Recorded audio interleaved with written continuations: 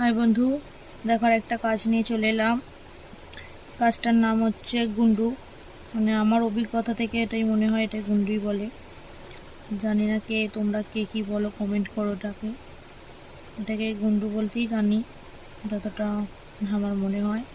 বাদ দাও, মানে এটা ঝুমকো নয়, ঝুমকোর মতো কিন্তু ঝুমকোর থেকে একটু ছোট।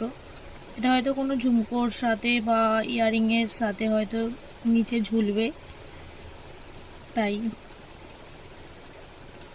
এটা পুরোটাই বোন সেটিংয়ের কাজ, হাতে ধরে করতে হয়।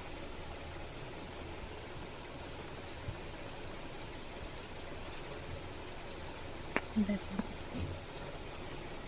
যখন এটা বসাবে মানে তুমি দেখতে মানে বুঝতে পারবে না কোনখানে পাথর বসানো হয়েছে। হয়তো বুঝতে পারছি না, দেখতে পাচ্ছ কি ক্যামেরায়, কেন একা তো ক্যামেরা করতে হয়, আবার অসুবিধা একটু হয়। দেখো, চলো, টাটা, বাই বাই।